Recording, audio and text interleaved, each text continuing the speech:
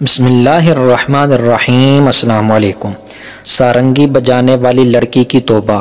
حضرت سیدنا ذو النون مصری علیہ رحمۃ اللہ الغنی فرماتے ہیں، ایک دن میرا دل کچھ بے چینی سے محسوس کر رہا تھا، چنانچہ میں دریائے نیل کے کنارے سیر کرنے کے لیے نکلا۔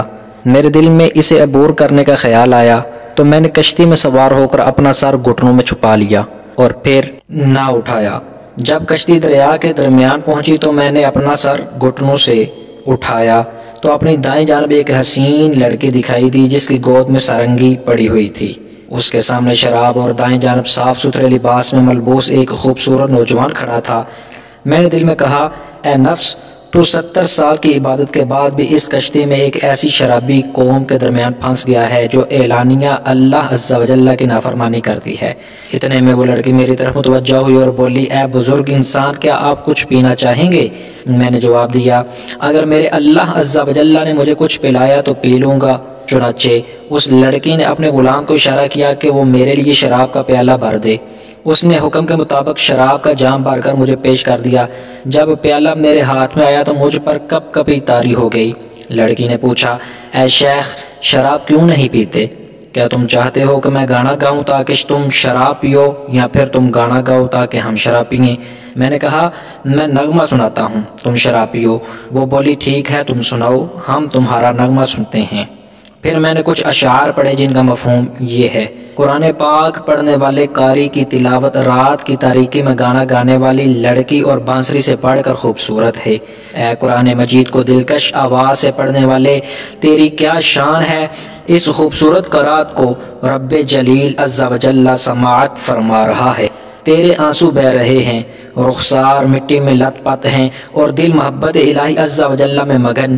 یہ کہہ رہا ہے، اے میرے مالک و مولا عز و جل، مجھے گناہوں کے بوجھ نے تجھ سے غافل رکھا، میرے گناہ بخش دے کیونکہ اب یہ بہت بڑھ چکے ہیں۔ اے میرے رب جلیل عز و جل، تو نے ہمیشہ میرے عیبوں پر پردہ ڈالا، پس ایسے قاری قرآن کا ٹھکانہ کل بروز قیامت جنت میں ہوگا اور وہ قرب الہی عز و جل پائے گا اور اپنی رفیقہ جنت کے ساتھ رہے گا۔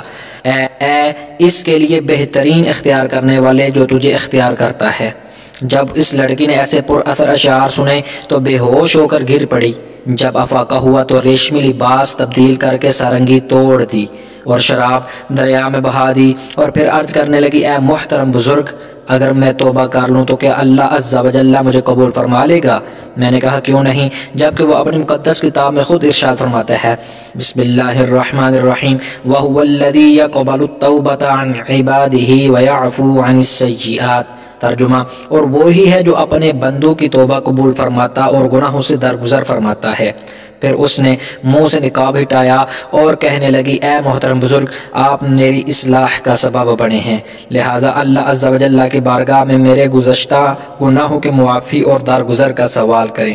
حضرت سیدنا ذو النون مصری علیہ رحمۃ اللہ القوی فرماتے ہیں، پھر ہم سب کشتی سے اتر کر ایک دوسرے سے جدا ہو گئے۔ اس کے بعد وہ لڑکی مجھے کہیں نظر نہ آئی۔ پھر ایک دفعہ میں حج کی سعادت سے بہرامند ہوا تو وہاں ایک پراگندہ بالوں والی لڑکی دیکھی۔ وہ کعبۃ اللہ شریف زادہ اللہ شرفا و تکریما کے غلاف سے لپٹ کر رو رو کر عرض کر رہی تھی، اے میرے معبود، میری رات کی مدہوشی اور نشے کا واسطہ آج میرے گناہوں کو بخش دے۔ میں نے کہا، رک جا، ایسے عزت والے مقام پر کیسا کلام کر رہی ہو؟ اس نے جواب دیا، اے ذو النون، مجھ سے دور ہو جاؤ، کیونکہ جب میں نے گزشتہ رات خوشی و مسرت سے محبت حقیقی کا جام پیا تو آج یوں صبح کی کہ اے اپنے آقا و مولا عز و جل کی محبت میں مدہوش تھی۔ میں نے پوچھا، تمہیں میرا نام کس نے بتایا؟ کہنے لگی، میں وہی لڑکی ہوں جو مصر کے دریائے نیل میں آپ کے ہاتھ پر تائب ہوئی تھی۔ میں نے پوچھا، تمہارا حسن و جمال کہاں گیا؟ تو اس نے جواب میں درج ذیل اشعار پڑھے، ذہبت لذۃ الصبا فی المعاصی وبقی بعد ذلک اخذ النواسی ومضى الحسن والجمال ومالی عمل ارتجیہ یوم الخلاصی غیر ظنی باللہ وہو جمیل فیہ اخلصت غایت الاخلاص۔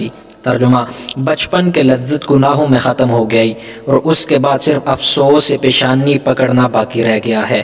سب حسن و جمال چلا گیا اور میرے پاس کوئی ایسا عمل بھی نہیں جس کی وجہ سے بروز قیامت نجات کی امید کر سکوں۔ البتہ اللہ عز و جل سے حسن ظن کی دولت ہے اور اس میں میری نیت بالکل خالص ہے۔ اس کے بعد کہنے لگی اے ذوالنون میرے واپس آنے تک اسی جگہ ٹھہریے۔ پھر وہ ایک لمحہ میں غائب ہو گئی۔ جب واپس آئی تو اس کے ہاتھ میں ایک پلیٹ تھی جس میں ایک طرف تر کھجوریں اور دوسری طرف انجیر اور انگور رکھے ہوئے تھے۔ اس نے پلیٹ میرے سامنے رکھ دی۔ میں نے اپنے دل میں سوچا کہ 70 سال عبادت کرنے کے باوجود میں اس مقام تک نہ پہنچ سکا جہاں یہ لڑکی چند دنوں میں پہنچ گئی۔ پھر کہنے لگی اے شیخ جب میں نے اپنے بارگاہ الہی عز و جل میں حاضر ہو کر گناہوں کا اعتراف کیا اور سچی توبہ کی تو اس نے مجھے سچا توکل عطا فرمایا۔ پھر اس نے مزید اشعار پڑھے عش غریبا ولا تذل خلق واطلب الرزق فی بلاد الحبیب ثم سر فی البلاد شرقا وغربا وتوکل علی القریب المجیب فعسى ان تنال ما ترتجیہ بید اللطف من مکان قریب۔ ترجمہ دنیا میں اجنبی کسی زندگی گزار، مخلوق کے سامنے کبھی نہ جھک اور اپنا رزق محبوب حقیقی عز و جل کی بارگاہ میں تلاش کر۔ پھر مشرق و مغرب کے ممالک میں سیر و سیاحت کر اور ہمیشہ شارح سے زیادہ قریب اور دعائیں قبول کرنے والے پر ہی بھروسہ کر۔ قریب ہے کہ تو اپنے نزدیک سے ہی اللہ عز و جل کے دستے فضل و احسان سے اس چیز کو پا لے جس کی تجھے امید ہے۔ حضرت سیدنا ذوالنون مصری علیہ رحمت اللہ القوی فرماتے ہیں پھر میں اس کی طرف متوجہ ہوا لیکن وہ آنکھوں سے اوجھل ہو چکی تھی۔ اللہ عز و جل کی قسم یہ ہے تائبین کی صفات اور مقربین کی علامات۔ اے بھائی اپنے مولا کی بارگاہ سے کبھی مت ہٹنا اگرچہ وہ تجھے دتکار دے، اور اس کے باب رحمت سے کبھی قدم نہ ہٹانا اگرچہ وہ تجھے قبول نہ کرے۔ السلام علیکم ورحمۃ اللہ وبرکاتہ۔